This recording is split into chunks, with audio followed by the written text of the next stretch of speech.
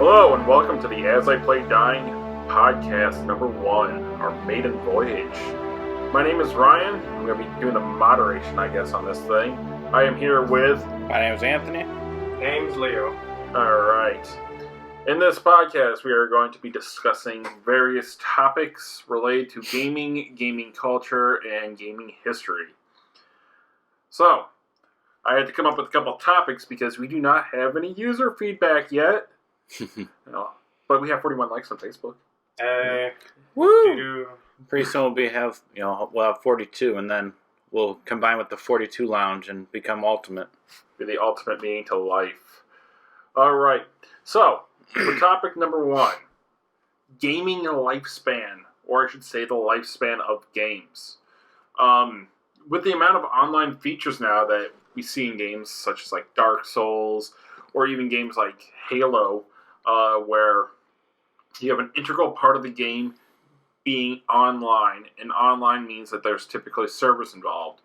We have seen Xbox Live be shut down before, and that ended Halo 2 in that community.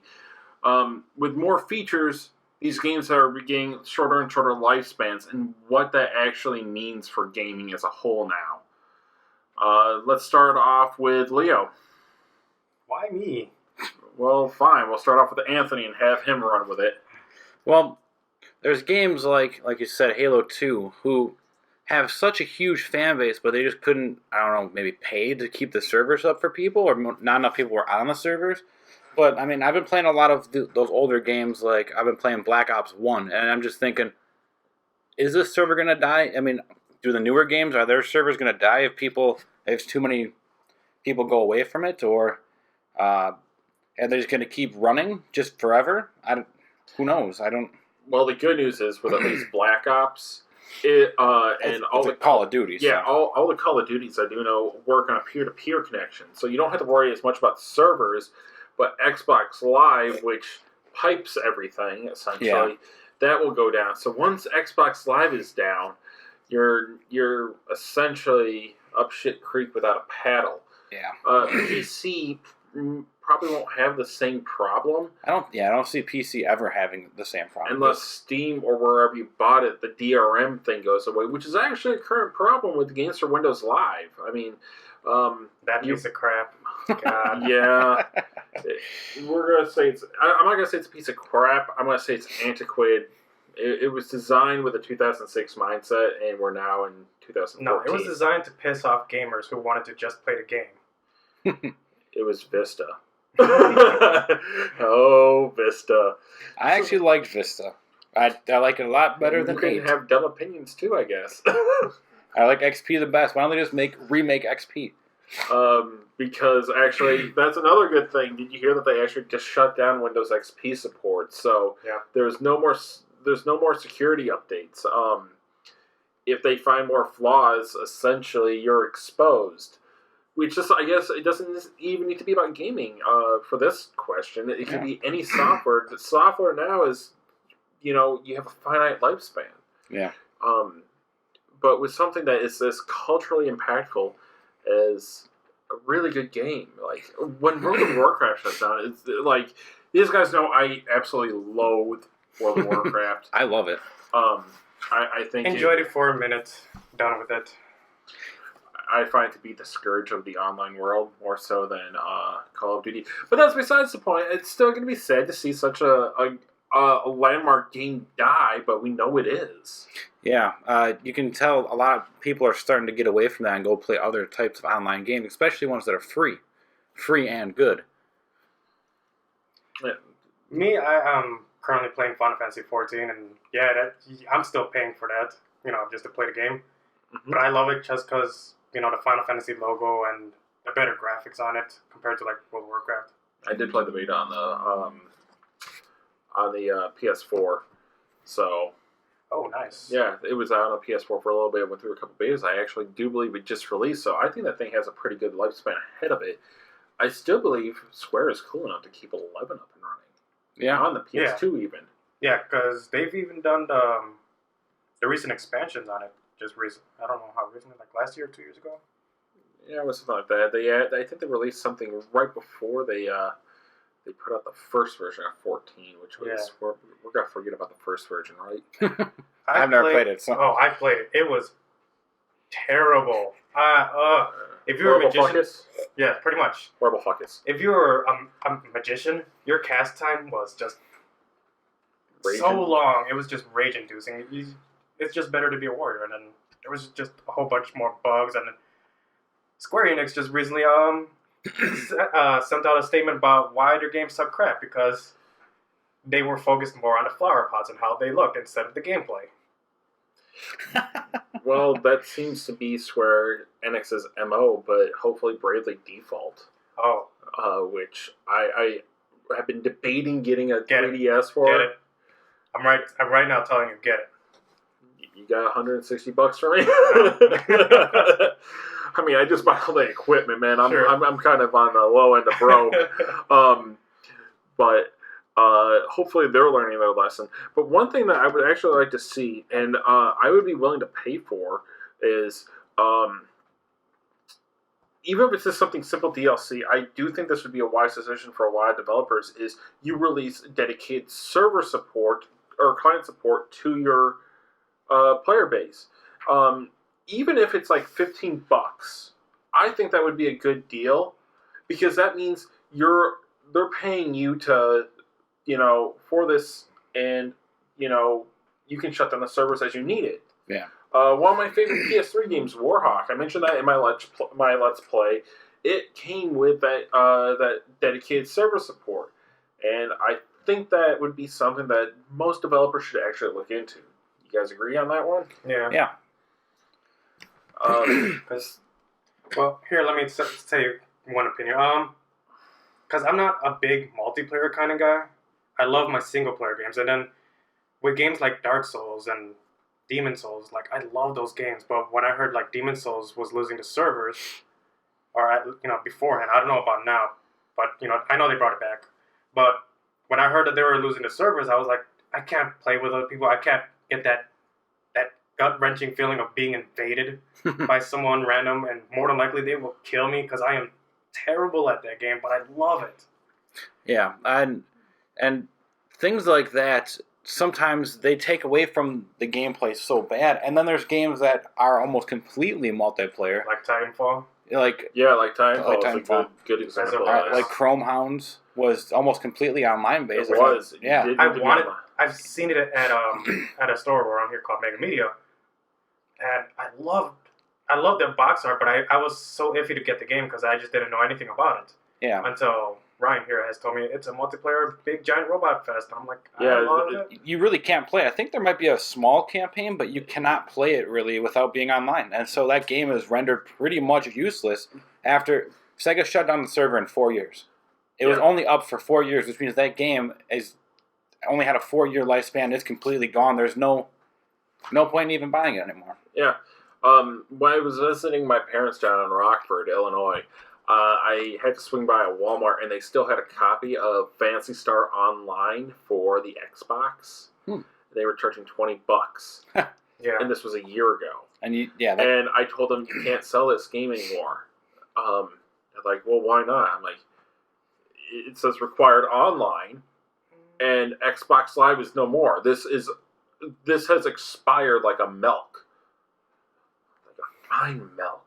There was one on the Xbox? Yeah. You're not talking about the 360 version, right? No, I'm talking the original Xbox. I think it got ported from the Dreamcast over to the Xbox. Oh, yeah. And I think, does it have a single-player campaign? No. I was about to say, because the 360 version, whatever it was called, does have a single-player campaign. No, this was Phantasy Star Online. Yeah, which means it's literally just online. Yeah. Yeah. And I wish I could find that game for the Dreamcast. I've been looking for it, but then I remember there's really no reason to even get it except to collect it, which, why? Yeah, and speaking of that game, Sega, you listening, Sega? Where is Phantasy Star 3? Still in Japan, actually. They have not ported it over here. It's American, you stupid, you don't need this game. Oh, fuck you. When will Japan learn that we like their games, even if they are Japanese? No. Yeah. They assume that we all want Call of Duty. Yeah. No, they actually, there's a history of Japan thinking that everyone outside of their shores are stupid, but that's going to be a topic for another time. Because there was the world's most notorious Final Fantasy game.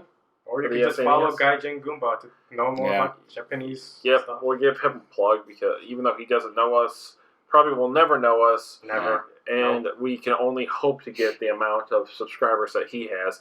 But I just want his autograph. That man is awesome. Yep.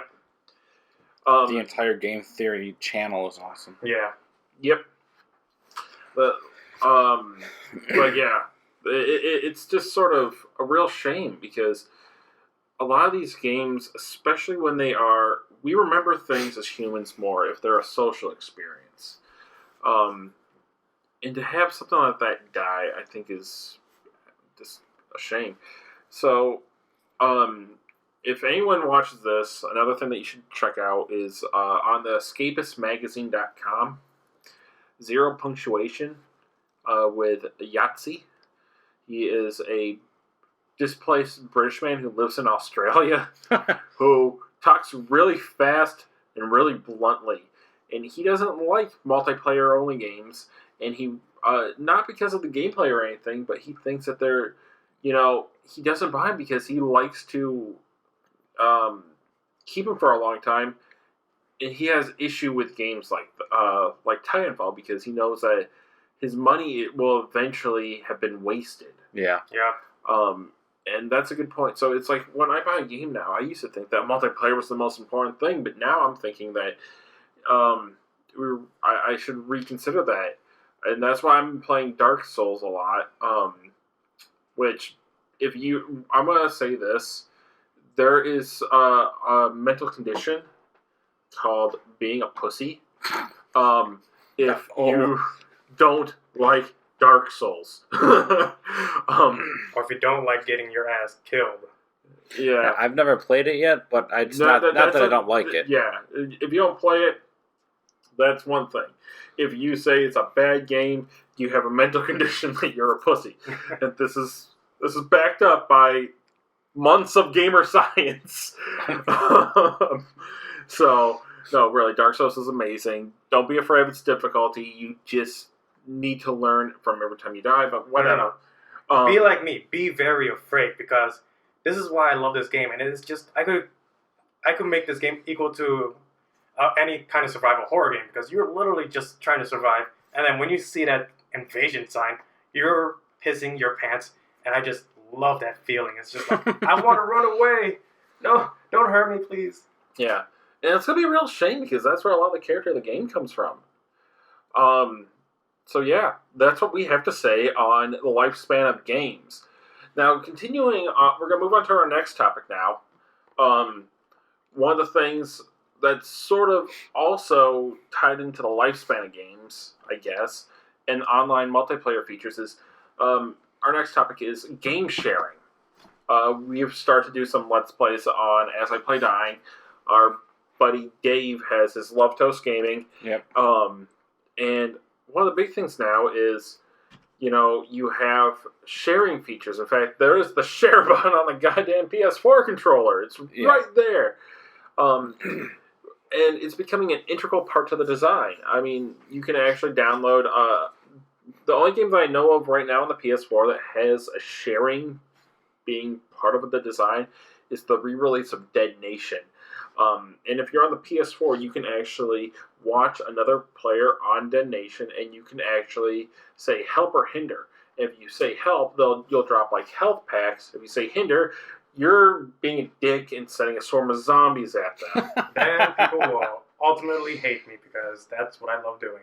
Yeah, I'm pretty sure that, does anybody actually do help on that? Because I'm pretty sure everyone on the internet, almost everyone's a troll and would do that on purpose. You have no faith in humanity, do you? No.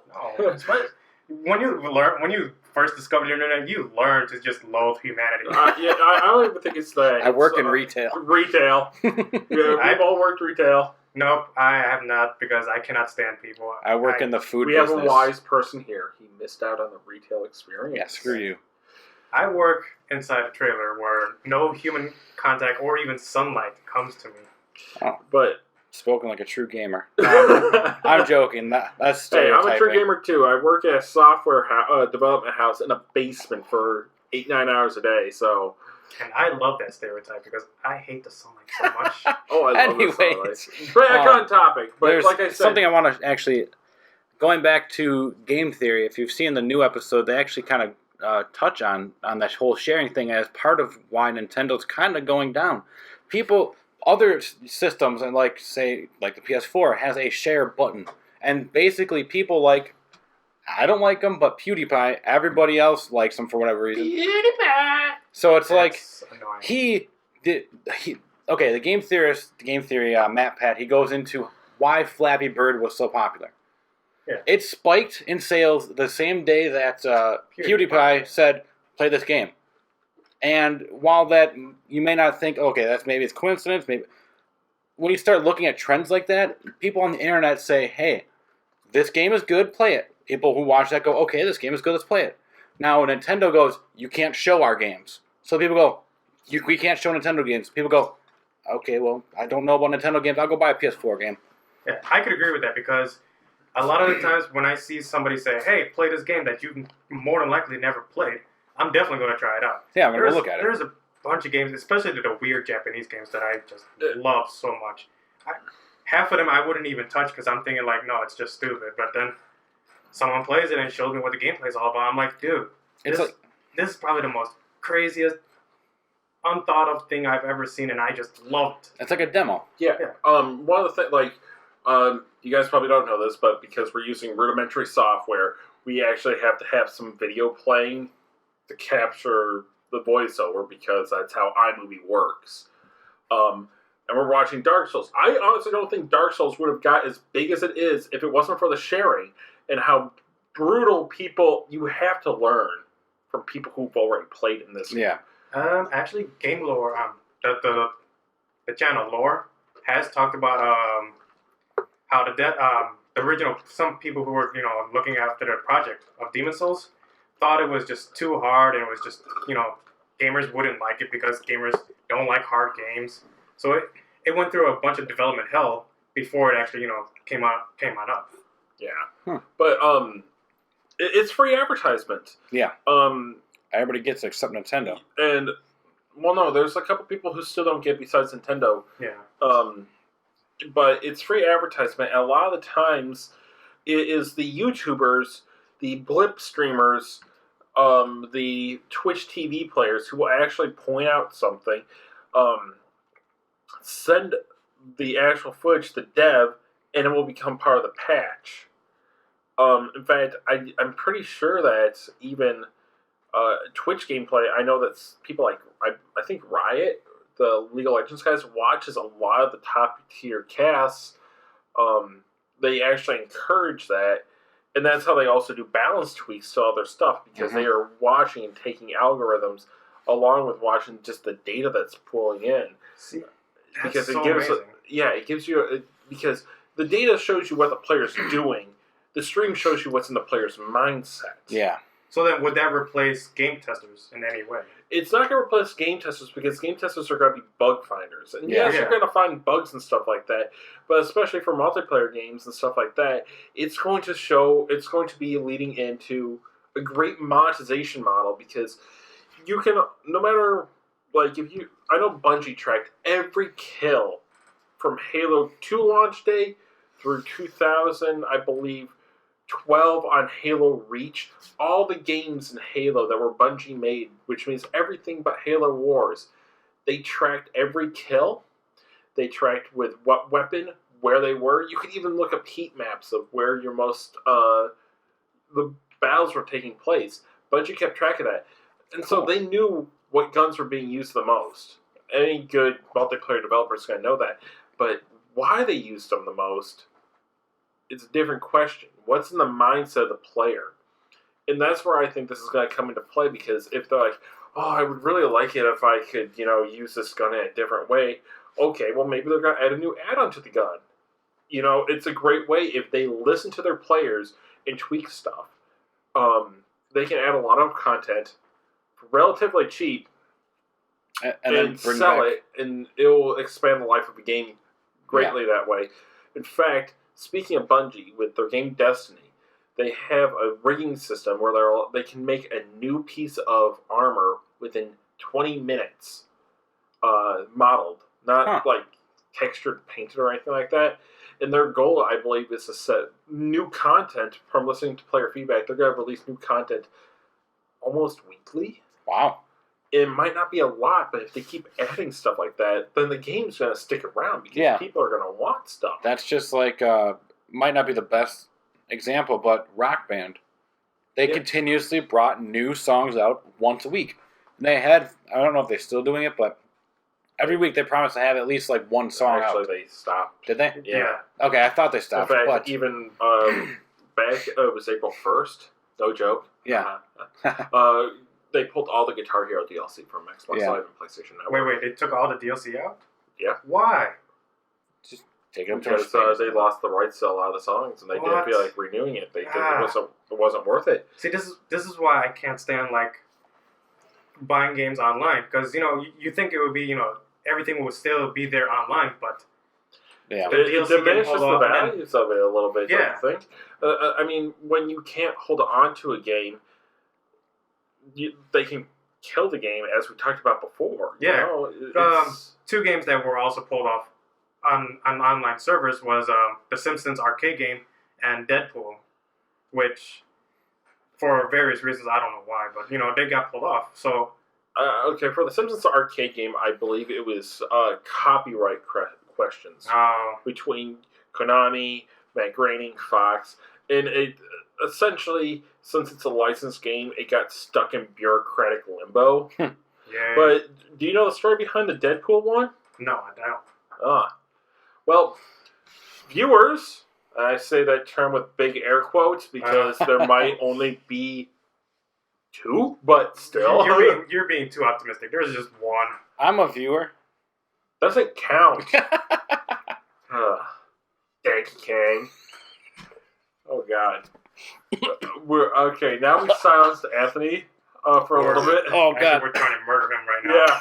Choked. Yeah, we are currently choking him to death right now. Yeah, what's great is, though, I never thought I thought it would always be easy to kill a diabetic, but I didn't think I needed to say words. How to kill a diabetic. Here's some brownies. Thank you, gang. Thank you, gang. Anyway. Going back to digitally downloaded games. Yeah. Digital, fuck What really sucks is, like, they're releasing a lot of cool games on, like, say, Xbox Live Arcade or the PSN, but I like to hold the game in my hand. I like owning the game. I like putting it on my shelf. That's just one thing. Two, sometimes you lose it somehow and you can't get it back. Like, lose it, get stole, get robbed, No, I mean, like, digitally. Oh, you're talking about digital. Okay. Like they lose the rights and essentially. And then you can also get your ID stolen or whatever. Yeah, so you can't. You have to pay for that game again. Yeah. Which, I mean, I guess same can be said about owning a game, but like we were saying, then sometimes the game gets pulled and either you can't play it anymore, or you can't download it, or you can't re-download it. Like, I got stuck because I can't re-download my games from Xbox Live. I don't know why. The ones I bought a long time ago. Yeah. So I don't know if I just lost them. I also bought some movies on Xbox Live. You've actually done that? I bought something off of there, some video. And I can't get it anymore. Like, they just took it off my account. Yeah. I don't know why. It's the nature of the beast. We're paying for convenience. We're not paying for rights, I guess. There was another game that got pulled off. I just remembered. It was a Marble Zone, or no, not Marble Zone. I'm not thinking Sonic the Hedgehog, but it was some Marble game. Marble Madness? Yes, Marble Madness. That got pulled off because that also went through some copyright issues with another Marble game. And there was Marble Madness for the NES. Marvel or Marble? No, Marble. Marvel Comics, like no, like a little ball that you shoot. Like a little ball. Okay. No. This was on the 360. It was one of the games that arcade game. Right? Yeah, it was one of the launch ones. I remember. Yeah, it was one of the launch games. Yeah, that got pulled off because they had a dispute with another Marble game, and then yeah. Well, there was an NES game called Marble Madness, and I think this one was called something different. But I remember that game. 3D it was like 3D something, but yeah, it's essentially that. That 3D game Marvel Blast, maybe? Yeah, there you go. Okay. That game was really fun. I just had the demo of it. It was insanely fun. Yes. Yeah. It was so simple. And then the other one that replaced it has a really bad camera angles. I really hate it because you don't really control the camera all too well. Or maybe it's just me being stupid. I don't know. But I like trying to break the game and trying to figure out where I can go that I shouldn't be. Yeah. But this game is always about like follow the path, go part time and all this other stuff. But 3D Marvel Blast was like, there's really no barriers. You're gonna fall off and die. Fuck it, whatever. Yeah, get from point A to point B as how you want to do it. Yeah, if you can cheat your way through it, fine. Which I did plenty of times. Yes. Yeah. Like, speaking of that, I still love jumping in Rainbow Road on Mario Kart 64. Jump in. One really good one is in Mario Kart 64 is in Wario's Raceway. You can actually jump over one of the walls and end up literally halfway around the track already. I remember that. You start, you turn right away, and you're like, there's a couple of them like that too. Also in DK Raceway. Okay. Sorry. Yeah, we're gonna get back on topic here. But as far as the original topic was what sharing would do. I think that really it can only go up from sharing, in my opinion. It's quality and stuff like that.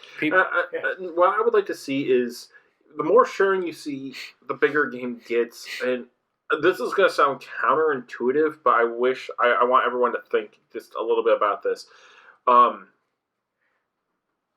Leo's making hand gestures over here.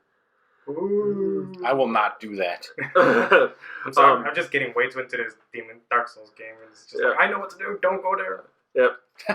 Anyways, no, it is. I wish less games would come out, and I think the reason why I want less games to come out is because there's so many good ones, and I want to play them all, but I would like to take time to appreciate all of them. At the same time, I don't want to miss out on one where I think that the developers did a good job. I might rent it, play it for a weekend, and then want to buy it, and I want to vote with my dollar, I rented Dark Souls, a game that I never thought I would like, and I turned out that it was challenging bliss.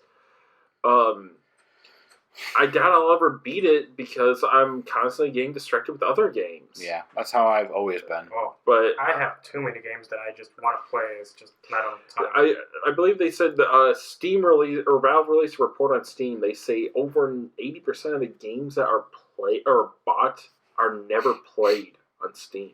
Wow. Well, because they have so many sales, people go, "Ooh, I might play this for $2 and never get around to it." That's the thing, though. But, you're still voting with your dollar, I guess. And to be honest, I'm not sure. We all studied game design. We all met in college. Yes. Yep. And let's not beat around the bush. Games are a business, okay? Yes. And they're in business to make money. I'm not sure if a developer will feel artistically hurt more if you do not if you buy their game and not play it. They're still getting paid. So what's worth more to the developer? The art aspect, where you play the game and you appreciate it, or the fact that they get to eat. I guess it kind of feed the soul, feed the body, feed the soul. We will give you that answer when we actually make a game. Hey, I did make a game in college. I can say I did. Okay. I made a really bad game on Game Maker, on the free version of it. Someone else made a game for me with my art assets. Yeah. But actually, this has happened before then, similar to what you're saying, about making less games. An oversaturation of the market. When that happens, everything goes down. But see, I think that not just 83, there was also there was a 77 one as well. Yeah, 77, yeah. But I don't think that's going to happen as much. Really? Yeah, there was a Pong crash. In 77, there were so many different Pong machines that games would... Well, they were all Pong. Yeah. And in 83, because of the limitation of technology, there was just not that option. Yeah. And, I don't think that's going to happen again. I think I love the whole 83 crash because that was the year I was born. So everybody, the day I was born, I have literally ruined gaming as we know. I thought I was older than you. I was 85. Really? Yeah. Huh. Who knew? I'm the youngest. I'm 88. I didn't know you were over 30. Yeah. Huh. Who knew? You know, Wow, actually, I maxed out the mic with that one. Anyways, no, like, one of the things that, damn it! Now I'm having an old moment. Fuck you, Leo! Speaking of old moments. Sorry, go on. No, I remember now. I'm getting back on track. All right. It's the fact that games are not as expensive now. They are essentially where and when you want them. And they're becoming ambiguous that I don't think we're going to see something like that happen again. Yeah. If people are really that bored, they're going to pull out their phone, buy Candy Crush Saga, and, feel bad that they did. Or buy Flappy Bird, and I hope they feel bad that they did. Yeah. I can't really bash on Flappy Bird too much because it was one guy, and, power to him. Brilliant marketing. I'm pulling this game that's really big off the market. And then Mad Dash. Oh, yeah. And then did you see that people were selling their phone? Yeah. For like $1,000. Yep. Mm-hmm. Because they had Flappy Bird on it. I wish I was one of those people to sell. Yeah. Like, I should have downloaded it, but I didn't want to sell my phone. I like my phone. I need my phone. Well, I hate my phone, and I don't care. For $1,000, I could buy like 10 other phones. Yeah. You can buy the same phone again and get your car repaired. You can get that new windshield that you need. Yeah. But yes. All right. We touched on the next topic a little bit as we're going into the third topic. Hold on. I got one little thing to add in. About the whole sharing games, because like I love when there's games that people will probably never buy and it ends up online. Because one example is Deception 4. I love that game. I've followed the Deception series since day one, and I know it is a very niche game. So I bought the game, the physical copy, thinking, it's probably nobody's ever going to, buy the game. And then all of a sudden, the next day, I see that there is copies of it. I mean, just you can buy it online. I'm like, I gotta tell everybody that this game is just amazing fun. You've got to try it. If you haven't, I'd say check out a trailer or two. You might get a good idea of what the game is, and you'll just learn to love it. All right. Now, the next topic, I know we touched on this a little bit before. This also segues into the last one, is I'm personally not, but I know that you gentlemen are retro game collectors. I have a couple retro games, and, I appreciate my nostalgia trips. But emulators, especially on your phone, Anthony, with your giant Galaxy Note phone, are becoming easier to get and operate. I mean, all you need to do is download a PSX emulator and then a BIOS, and boom, you're gonna be good to go for a PlayStation game, and then you just hook up a Bluetooth controller. I've actually downloaded on my old phone. I had NES and Game Boy, and I would actually, if I want to know how a game was, how I'm like, okay, this game would be fun enough to buy. I'll download it, play it, go, okay, this is fun, I'll buy it. So, Blaster Master. Yeah. I mean, we just ran out to our local secondhand store where they have currently their selection is kind of crap, but it's after tax days and everyone's going and buying stuff. It's called the Mega Media Exchange. We picked up a couple retro games right before we started the podcast. I got Forsaken for the PS1. You got what, Blaster Master? I got Blaster Master for the NES, and then I got 2 Extreme. I prefer 3 Extreme, but for 99 cents, you can't go wrong. Okay. And I got, for the Sega Genesis, Trampoline Terror, where you jump on trampolines to kill monsters and throw balls at their faces as well. So that wasn't a man show? Girls on trampolines! And then balls. Balls. But I had that game for NES, by the way. What I was going to ask is, so with the accessibility to classic games like this, should there be a way to archive games as they are originally designed on their original hardware? One more thing, though, that's kind of on that topic. Not just emulators, but have you noticed so many of the old games are getting HD remakes or getting put onto arcade, like Xbox Live Arcade or something? Yeah. That's another big thing about it, too. Yeah, but no, like I'm saying, like, I'm not sure if HD collections is what I'm talking about. It's like No, I know what you're talking about, but that's another thing. It's almost like if emulation. you want to go back and play Castlevania 1, good on you.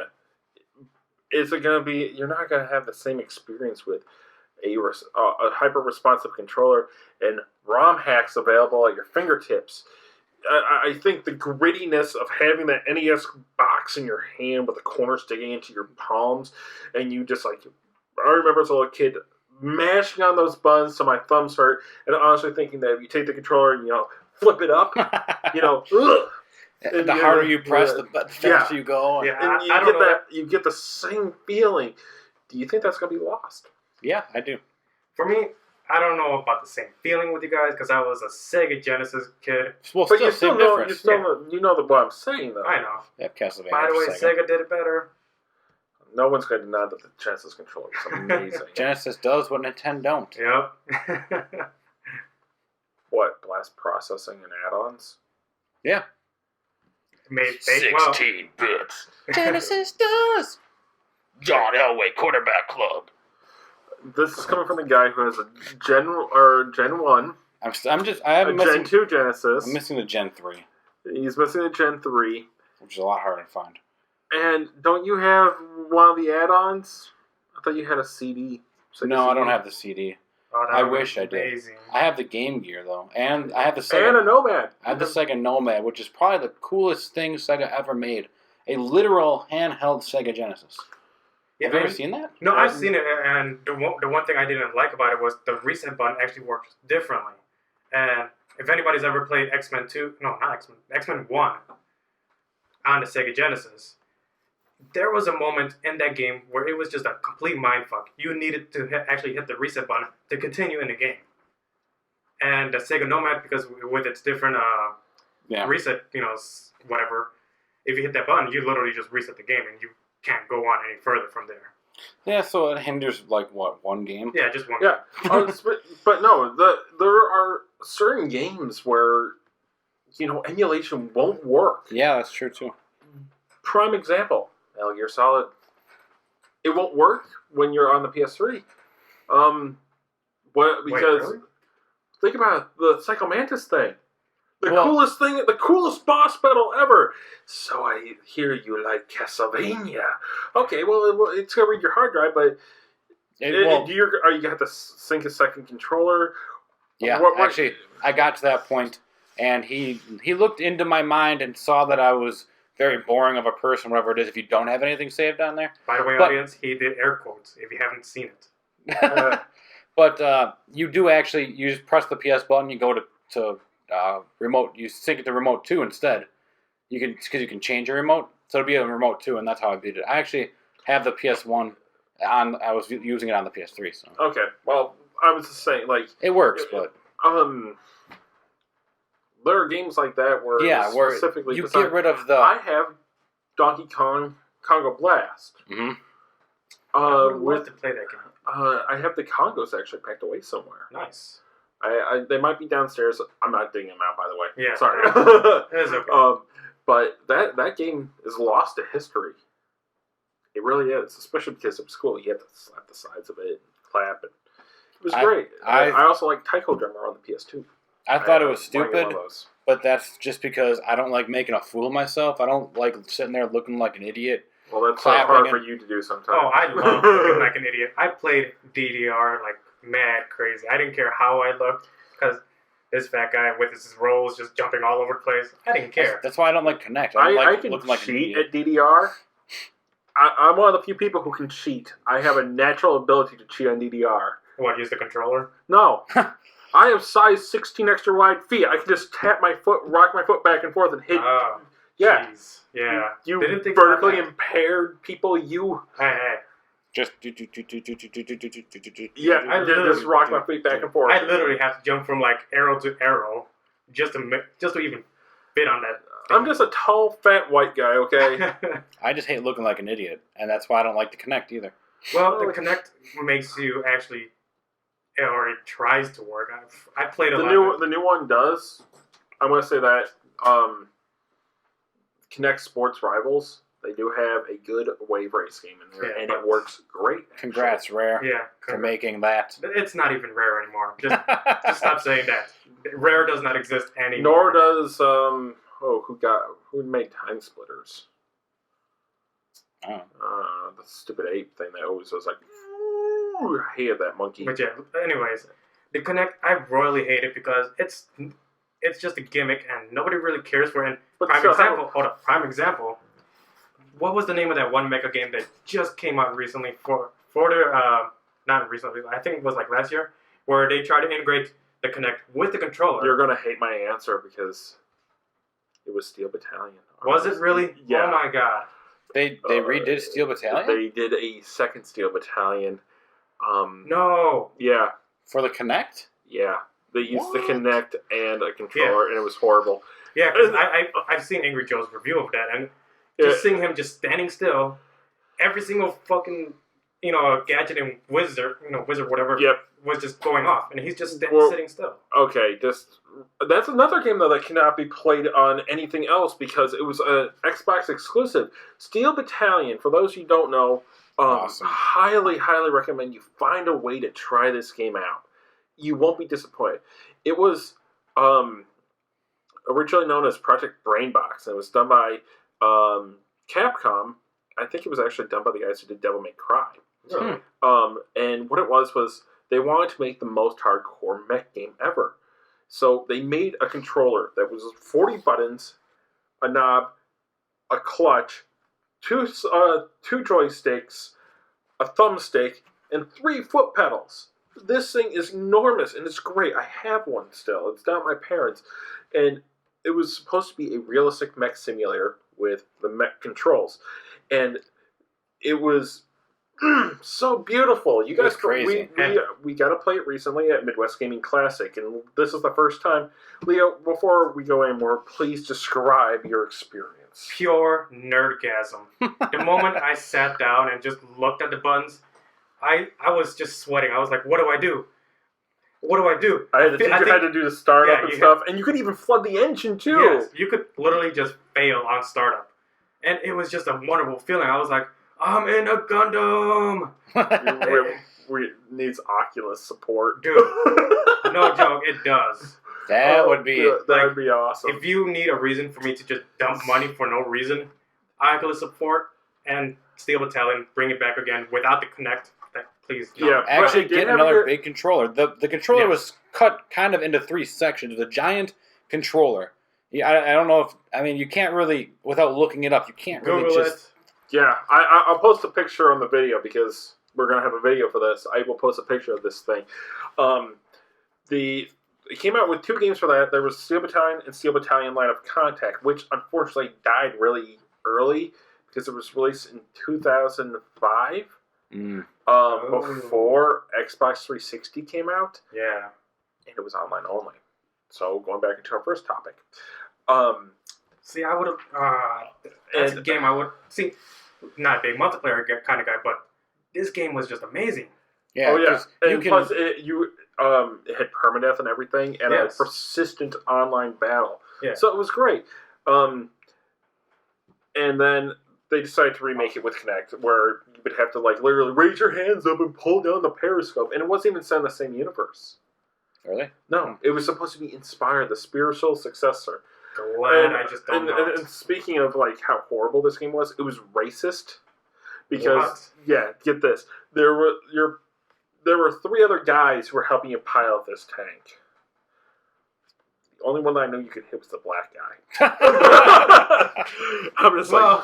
Wow. More than likely because he was going to die first anyways. Wow. Okay. Horror movie rules. Yep. Okay, I have no room to speak because I am a white male. Leo, you're the only one who could say, as a person who knows about aggression.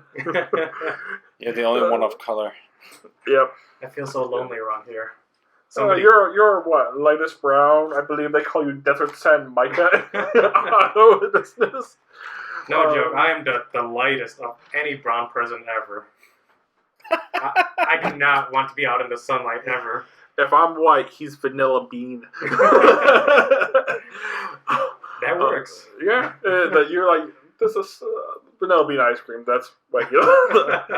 With a beard. With a beard. Lovely beard. Lovely beard. Beard brothers unite. Hey, I kind of got a beard going on here now. Hey, I just shaved off my mustache part of it, but I don't really care about the mustache. Mustache. All right. Why are we talking about? Because beards? we are all gamers, and lots of gamers have ADD. So I'm going to read it back on topic. Butterfly. So we do agree that there should be some sort of video game archive, and I know that even Adam Sussler touched on this once before. There is actually, there was the exhibit at the National Museum, the Smithsonian. Yep. Which I can't wait to fucking just it try was out. actually really small. Well, I heard just start, so it started in 2012, and it might have only been for a limited one. It might be a touring thing, but they're still going to archive whatever they had in there. yeah. So was it bigger or smaller than the one at the Midwest Gaming Classic? Because that one's one of the biggest, from what I remember. It's smaller. Smaller than it? Wow. It's smaller, but it's higher quality, I think. It's not a whole bunch of folding tables and old TVs and stuff like that. While this isn't physical copies of it, there is actually a website. I can't remember what it is off the top of my head that actually tries to archive every single game ever made for every single system ever made. I remember some guy actually started a Kickstarter for that. Yeah, and what's his face? Wayne was telling me about it when we were at Anime Milwaukee. And actually I had a demo disc that most people have never seen for PlayStation from Pizza Hut. And you work at Domino's. Yeah, I got it from someone else. But I do have a Pizza Hut demo disc. Yeah. So which game are you talking about? I have two of them, but I think I gave him the one that had Metal Gear. Yep. And it had like Tomb Raider 3 on it. Yep, I got that one. I also have one that has a bunch of has Crash on it. Yeah, I'm pretty sure I have both of them done. Yep, and there's a third one that had a bunch of Spyro on it, but I don't have that one. All right. But he took that and he said he's going to go see if it's not archived, and he's going to give it to the people to archive it. Yeah. That's really cool. There should be an entire archive of video games out there somewhere. So while you can't physically own the copy anymore, and even still some of the older Nintendo games like the NES, they'll eventually start deteriorating and not playing anymore, regardless of battery. That's why you don't see a whole lot of like ZX Spectrums or Amiga games, is because cassette tapes or floppy disks, it's really expensive to find working or Famicom disk drive games because I'm not sure if anyone listening to this knows about magnetic deterioration. The magnets will lose their information over time, especially if you drop them. And they're going to be if you drop an actual hard drive magnet and it lands really solid, that thing's gone. It's just a piece of metal then. Also, discs like PlayStation discs, they'll start deteriorating soon too. They'll just start wiping themselves. PlayStation CDs and stuff will probably have.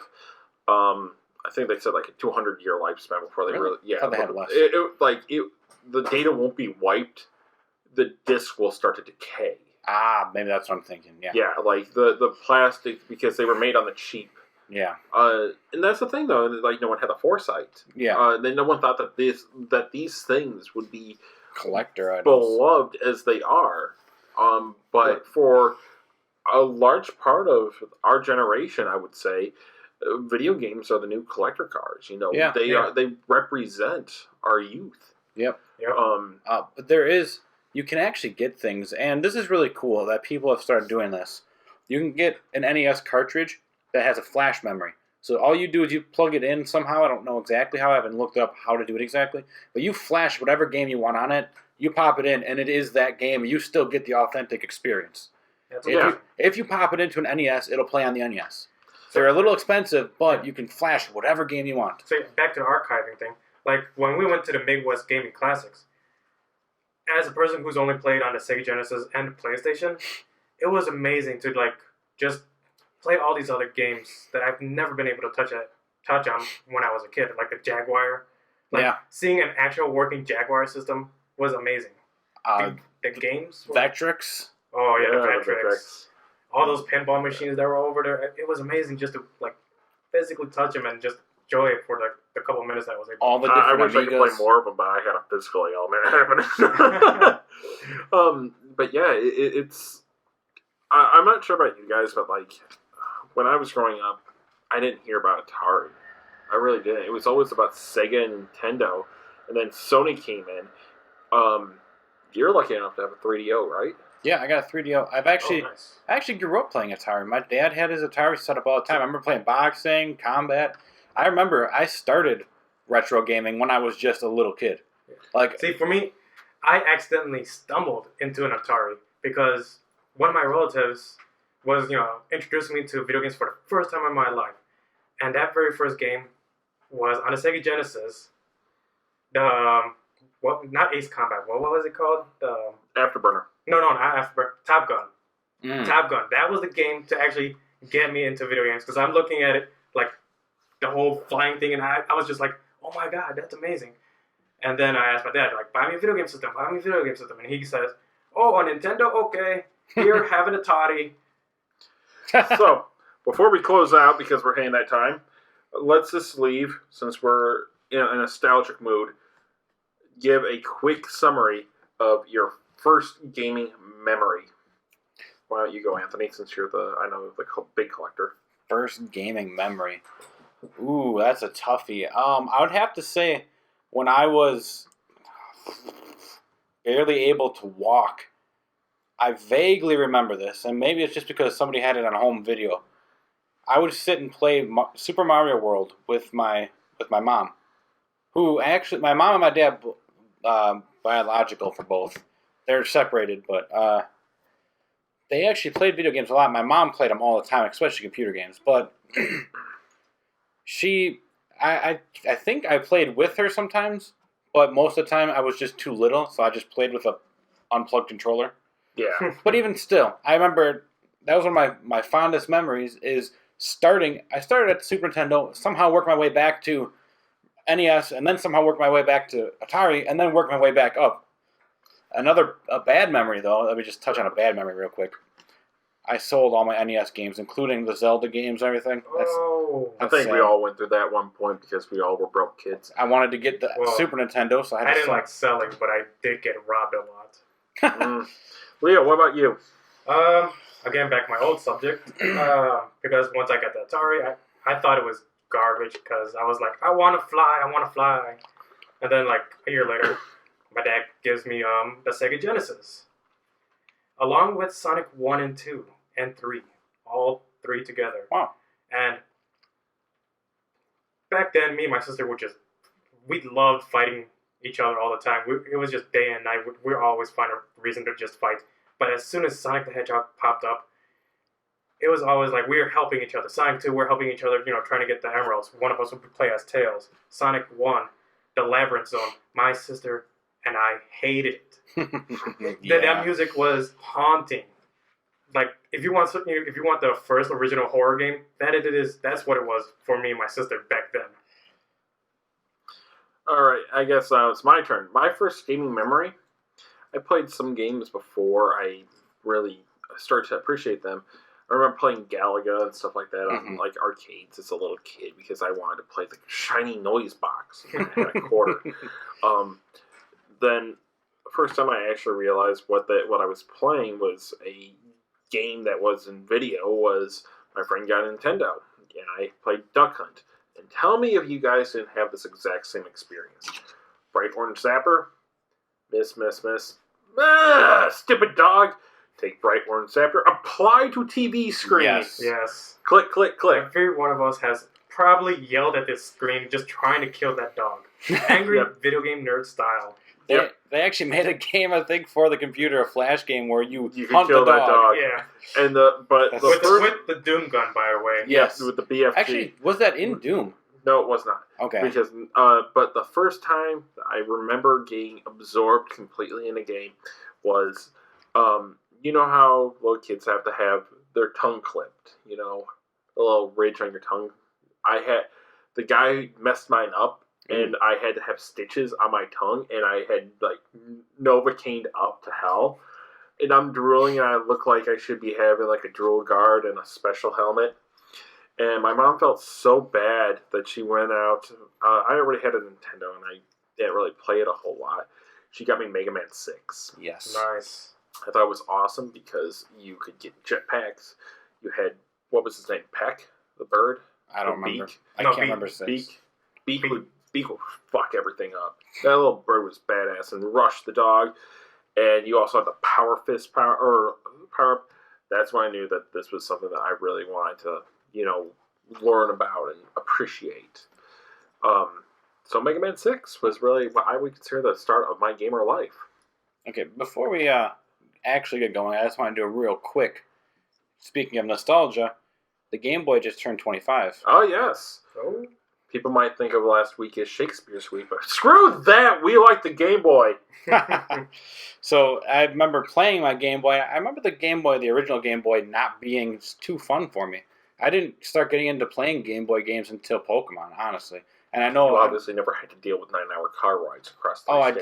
did. You know what we did instead? Plugged in a TV, plugged in our Nintendo 64. Me and my brother played Perfect Dark from here to Minnesota and back. Yeah, I was the complete poor end right here, bro. Yeah, same here. I was on the Tiger Electronics. Oh, yep. Until I got a Game Boy because Yeah. I got bored and my parents were like, here, No. shut up! I didn't even get a Game Boy until I believe the DS came out. Oh, wow. So, I've never played those. Technically not a Game Boy either. Huh? DS is not considered a Game Boy. Well, whatever. Yeah, I know. what Game you Boy mean. Color, or I don't think they group Game Boy Advance into the Game Boy category. It but is. Is it? Yeah. Huh. Yeah. I guess. So- Well, Yeah. Either ways, never touched those handhelds until the DS. All right. And that's all the time we have for the first As I Play Dying podcast. I'm Anthony. I'm Leo. And I'm Ryan, your moderator. Thanks for dealing with us. We'll probably be back again in a few weeks. You when we guys can find- probably won't. Yeah. we're trying to be optimistic, Leo. Jeez. Yeah, if you like this, like, comment, subscribe, follow us on Facebook, follow us on Twitter, follow us on Twitch, follow us on Instagram, follow us We on... don't have an Instagram. We have YouTube, Twitch, Tumblr, and Facebook, okay? Whatever. Okay. Insta-Twitchagram. I think you're trying to emo. Screw Xbox. Play old school Nintendo. I think I'm... Hello, and welcome to the Enrichment Center. Hello, and welcome to the Enrichment Center. Hello, your specimen has been processed. Hello, your specimen has been processed.